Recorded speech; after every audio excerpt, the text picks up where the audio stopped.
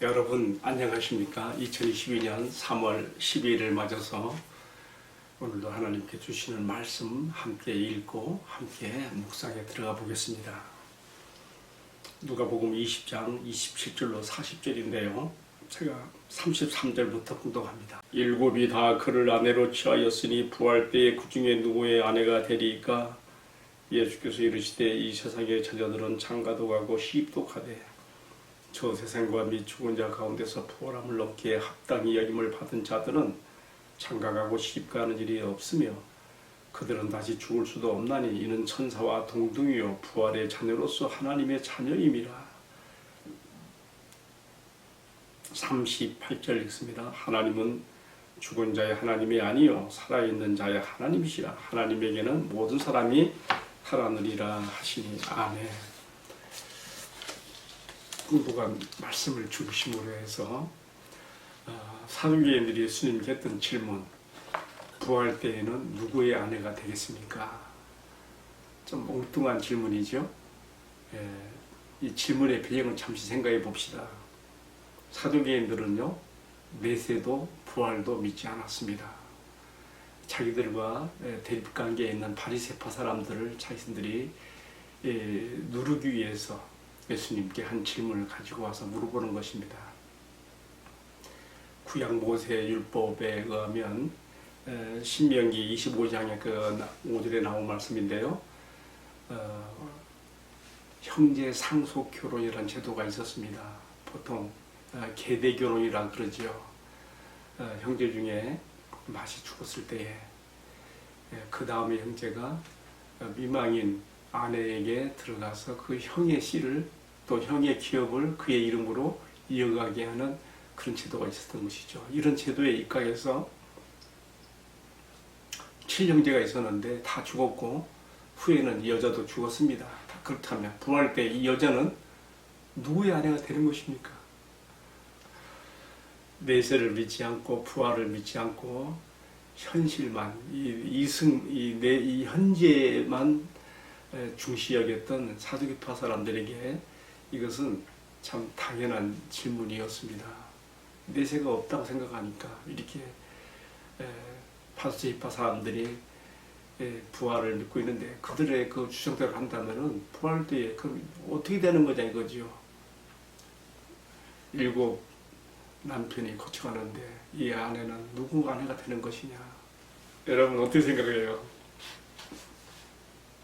자, 오늘 우리는 이 본문의 말씀에서 우리는 죽어보지 않았기 때문에 사후세계를 모르지요. 내세가 어떻게 펼쳐지는가 모르지요. 특별히 부활의 영광이 무엇인지도 모르지요. 그러나 예수님께서 이 잘못된 가설을 가지고 내세를 모르기 때문에 가설을 가지고 질문해온 사두개파 사람들의 질문을 잘 설명해 줌으로써 그들뿐만 아니라 오늘 우리에게도 분명히 내세, 천국이 있다는 것과 부활이 있다는 것과 그 영광이 얼마나 큰 것인 것에 대해서 우리에게 가르쳐 주고 있는 것이죠. 오늘의 말씀 길게 설명할 것 없습니다. 요점은 바로 이 점입니다. 이 사두개파 사람들이 잘못 질문해 온 것에 대한 답변을 통해서 예수님이 가르쳐 주시는 사후세계와 특별히 부활과 그 부활의 영광에 대해서 우리가 생각해 보게 되는 것입니다. 예수님이 이렇게 답변했어요. 34절에 이 세상의 자녀들은 장가도 가고 시집도 가지만은 저 세상과 및 죽은 자 가운데서 부활함을 얻기에 합당히 여김 받은 자들은 장가가고 시집가는 일이 없다 이거야. 이렇게 할 필요가 없다는 것이죠. 36절 그들은 다시 죽을 수도 없으니 영혼 불멸의 존재라는 것이죠. 천사와 동등이라. 그래서 천사와 동등이라 했을 때에 우리 한 가지 이해할 점이 있어요. 뭐냐면 영혼 불멸의 존재로서는 동등하지만은요 우리가 갖게 되는 몸의 형체는 틀리죠. 왜? 천사들은 영만 있는 존재지만 우리는 예수님이 부활하여서 영과 육으로 영체에 들어가신 것처럼 우리도 그렇게 되는 것이죠. 자, 이렇게 말씀하시면서 예수님도 뭐라죠? 천사들과 동등이요 부활의 자녀로서 하나님의 자녀이며. 이야, 여러분 이거 놀랍지 않습니까? 부활 때에 예수님과 믿음으로 연합한 성도들이요 얼마나 영광스러운 존재들인지요. 저들은 뭐라 했어요? 부활의 자녀로서 하나님의 자녀, 하나님과 같은. 놀랐습니다. 여러분 너무 놀라지 마세요. 왜요? 우리가 받을 부활의 영광이 얼마나 큰 것인가를 주님은 어떻게 설명했어요? 부활의 첫 열매로. 사도 바울은 성령의 감동 가운데 이 말을 잘 깨달아서 고린도전서 15장에서 말했잖아. 그가 우리 부활의 첫 열매가 되셨도다. 첫 열매란 말은 무슨 뜻이에요? 그 다음에 맺히는 열매들도 똑같다는 것이에요. 예수님이 부활할 때 가졌던 영어로만 부활한 게 아니죠. 육체로도 부활하셨어요. 그래서 영체가 되신 거예요. 영체. 해와 같이 핀다. 우리도 똑같은 영광스러운 몸으로 부활한다는 것이죠. 그런데 더 중요한 것이 있어요. 그 부활의 영광에 참여한 성도들이 갖는 그 행복이란요. 세상에 그 무엇과도 비교할 수 없어요. 정말 비교할 수 없어요. 이 시집가고 장가가고 결혼도 필요 없어요. 왜 그런지요. 예수님 그 설명을 왜 이렇게 하셨는가. 여러분 우리가 세상에서 살아갈 때 참 괴롭고 힘든 세상 살아갈 때 그래도 가장 큰 행복을 뭘로 생각합니까? 사랑하는 사람을 만나서 그 마음에 오가는 사랑의 교감 가운데 그 참 갖게 되는 행복이지 않습니까? 그래서 둘이 헤어지지 않고 오래 함께 살기 위해서 결혼하는 거 아니에요? 예, 그렇습니다. 세상에서 좋은 사람 만나서 정말 진실한 사랑의 행복에 빠져서 결혼하게 되는 것만큼 더 좋은 행복과 축복이 없지요. 이것이 절대 가치이지요. 그러나 여러분 우리가 기억해야 돼요. 천국에서는요 우리가 부활의 영광 가운데 들어가서 누리는 행복이 축복이 얼마나 큰 것인 것만은요 세상에 이런 우리가 절대 가치로 생각하는 이런 결혼도 하나의 상대 가치에 지나지 않을 만큼 그렇게 우리가 부활해서 받는 영광과 축복이 크다는 것을 이렇게 설명이 되고 있는 것입니다. 자, 예수님 이렇게 말씀하시면서 또 설명을 조금 더 추가했습니다. 사두개인들은 이 세상이 전부라 생각했거든요. 내세를 믿지 않았거든요. 보통 우리 주변에서도 그런 사람들이 많아요. 개똥밭에 굴러도 저승보다 이승이 낫다. 이 현실을 중시하는 것이죠. 제 낙을 누리면서 마음대로 살고 싶은 세상. 죽은 후에는 모르겠다. 그건 운명론에 맡기는 것이고요. 그러나 예수님은 출애굽기 3장에서 꺼지지 않는 불꽃더미 가운데서 모세를 만나주신 하나님께서 하신 계시의 말씀을 통해서 우리에게 아주 중요한 것을 말씀하십니다. 사람은 영원 불멸의 존재다. 자, 그때 모세에게 하나님께서 이렇게 말씀했어요. 나는 아브라함의 하나님이요, 이삭의 하나님이요, 야곱의 하나님이라.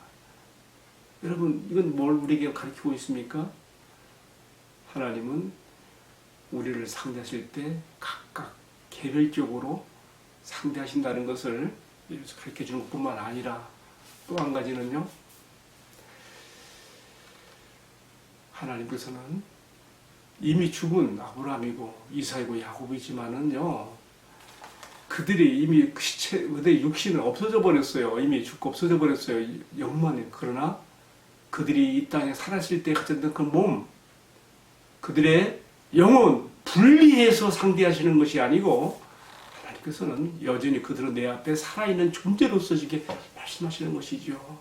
우리가 부활할 때에 우리도 예수님처럼 지금 내세에 들어가서 영적으로 존재하고 있지만은요, 우리의 육신이 함께